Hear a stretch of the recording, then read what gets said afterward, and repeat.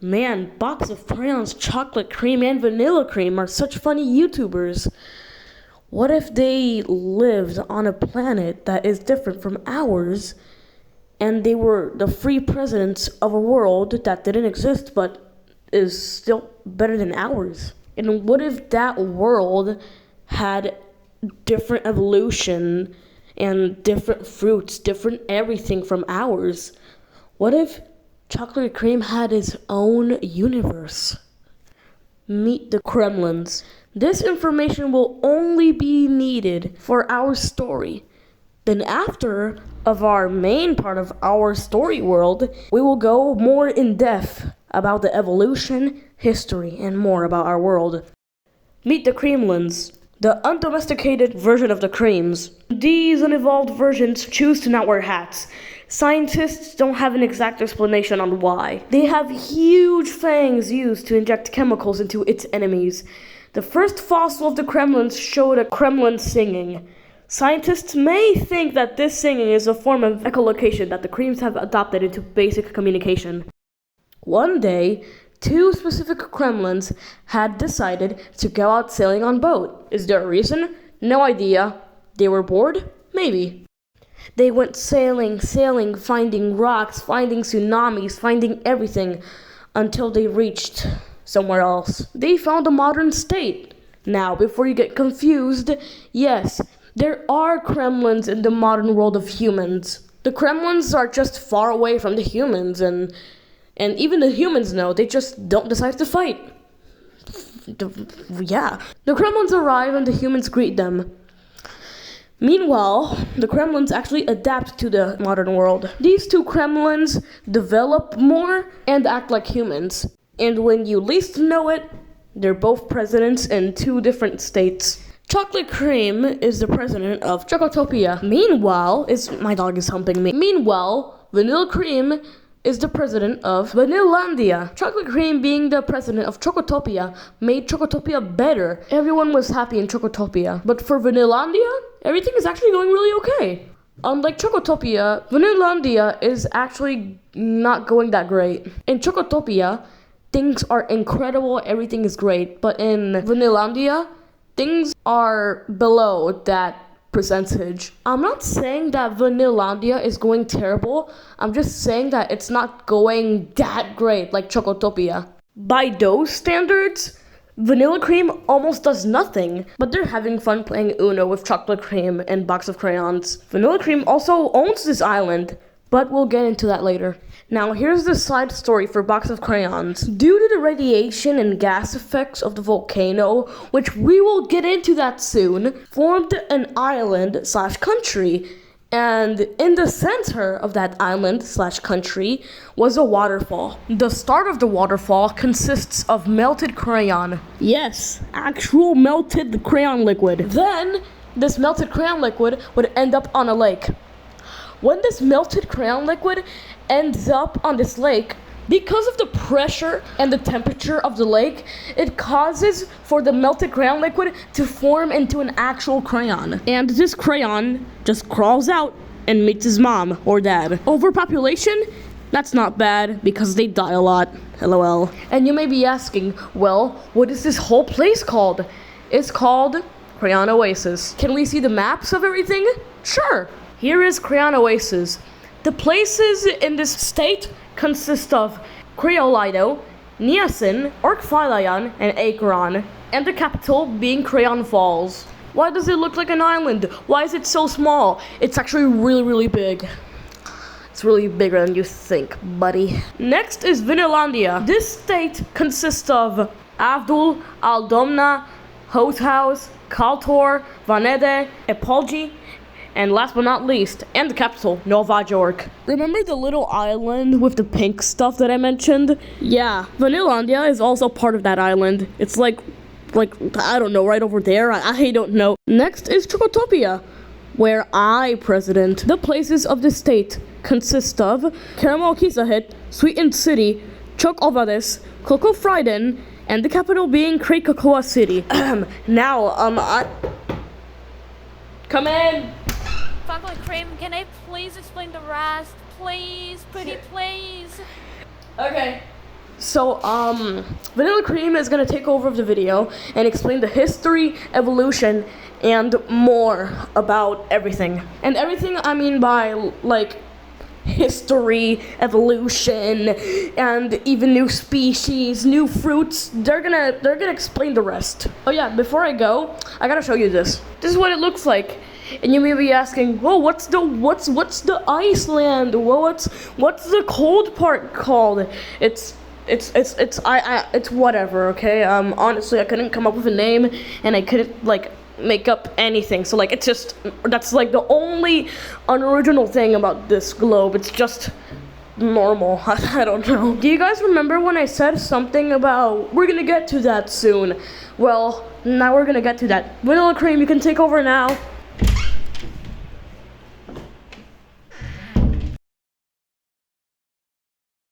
Hi guys, my name is Vanilla Cream.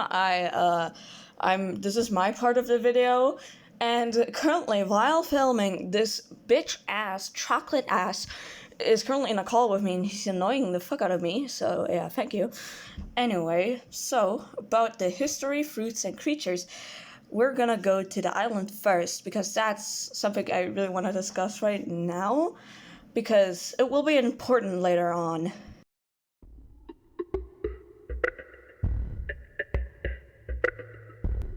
Here's a current map of the island that I drew, so you can actually see on the side there are some marks that I made that will, be like different kinds of regions of this little island here. So we're gonna go one by one. So the first mark there is the desert, and the desert is basically all around the outline of the entire island.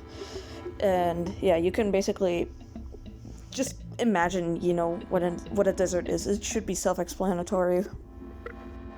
Next is the wastes.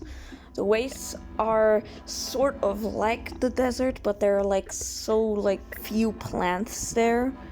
Plants that are very close to surviving.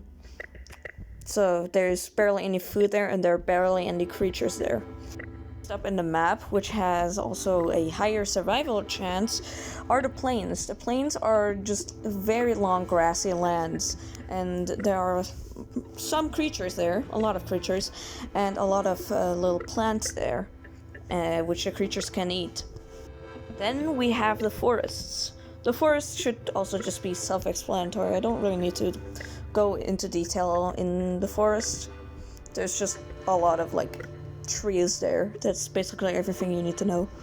Lastly, there is the jungle. The jungle, should actually be self-explanatory again, but there are a lot of creatures in there. Small fact about the jungle, the Kremlins actually live there in the jungle. They don't live anywhere else, just the jungle. And I know what you're thinking. What is that weird pink spot there? Well, that's more of a history type of thing, so we will go over that at the last section of this video. Also in the island there is the Aldoma River, and that's basically it's just a river. The island sounds cool and all, but before we go to the creatures, I actually want to talk about some plants there. So the next section of the video is going to be about the... Here are some doodles of the fruits that I made. Now I'm gonna let you guys look at this and theorize for it for a moment.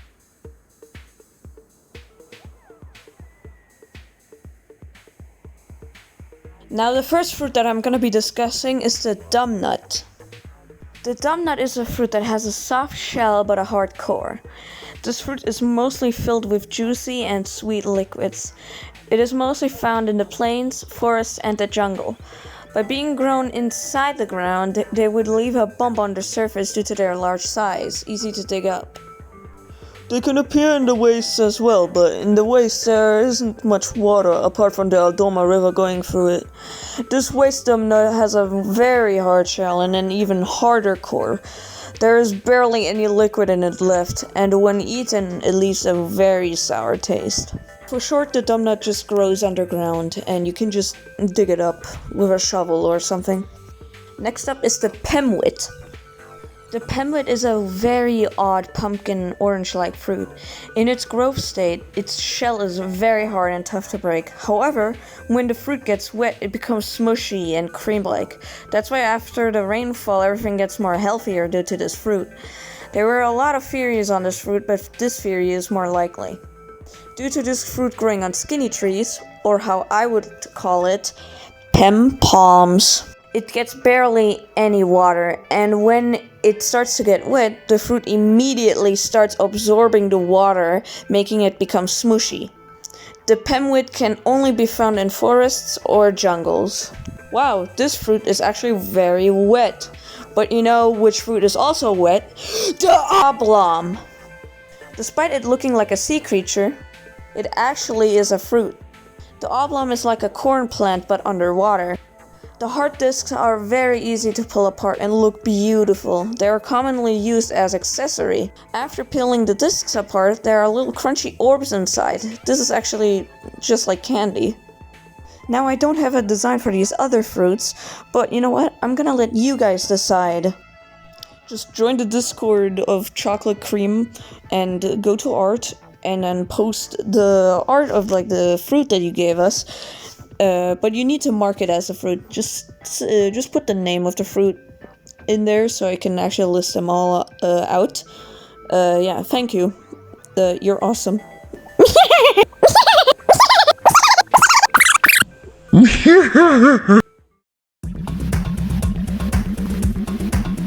I didn't really come up with many creatures, but here's two small ones that I made. This is the stonehead rodent. Semi-aquatic, but they're little creatures that stand on 4 legs and have a very rocky shaped thingy on their back.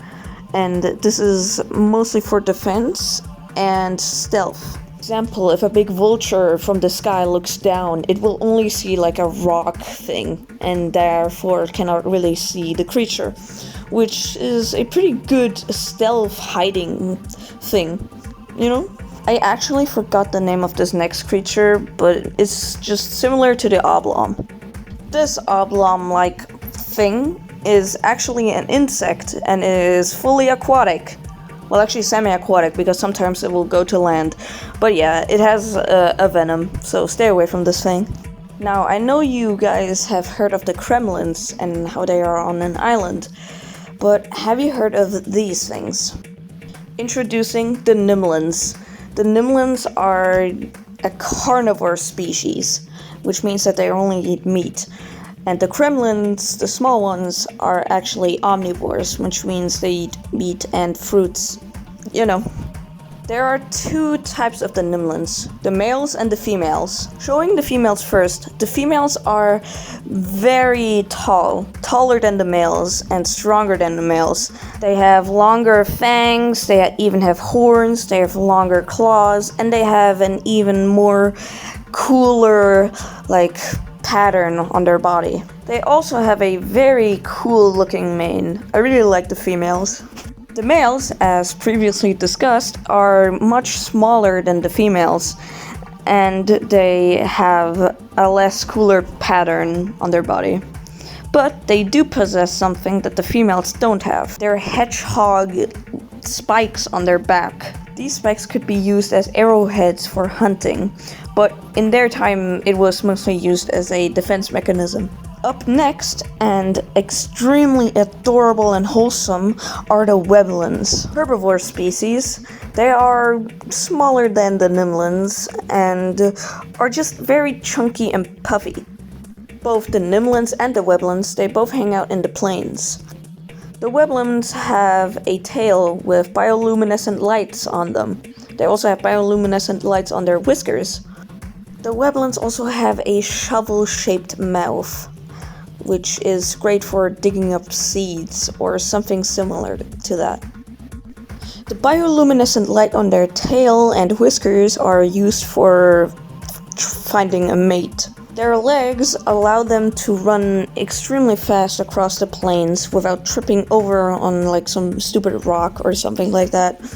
Now for the extremely wholesome part for the Weblins, which I actually love. It's said that in the Kremlins, do not attack at all. And here's the reason why. The Weblins would often go to the jungle to visit the Kremlins, and the Weblins would babysit them and teach them, like, responsibilities and stuff. And that's why the Kremlins do not attack humans now, because they have been taught by the Weblins to behave, which is it's just so cute. I really love it. But both of these species don't exist anymore, but the Kremlins still do. And why is that? Well, it's time to talk about the history of this.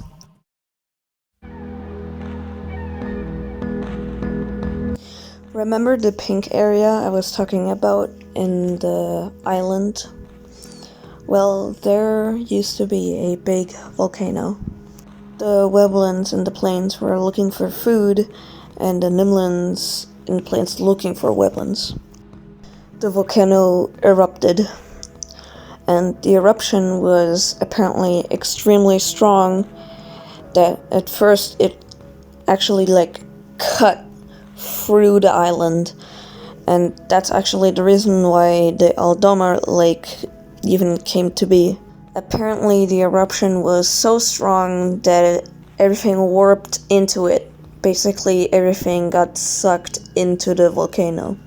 And yes, that included the Nimlins and the Weblins. Everything in that area was, I don't know, a billion dejillion degrees hot, and the Weblins and the Nimlins started melting into each other one by one. And the destruction, the debris, all of those rocks were also melting into one another. Many of the melted Nimlins, Weblins were underground, melting underground, making the entire area pink. But so many were above the ground and were creating a big wall. The wall they created is actually called the border, and it's actually just a very thick wall surrounding the pink area. And this entire wall is just a bunch of Nimlin and Weblin corpses. Everything did cool down, yes, but inside of the pink area there is a very big radiation there. The radiation doesn't kill you really, the radiation makes you high. I actually have no idea why it does that, but it just does that. Being inside or outside of the pink area, mainly also just the wall, the border, it's actually just all it takes for you to feel watched or feel a little bit of breathing down your shoulder, or just hearing breathing, because like I said, everything in there in the pink area is just a bunch of corpses melted into each other, melted into the ground, melted into the rock, just melted in there and cooling down again. The Kremlins did not get sucked into it. After the explosion, they got scared and probably retreated more deeper into the jungle. But after the Weblins have passed, where do they go now?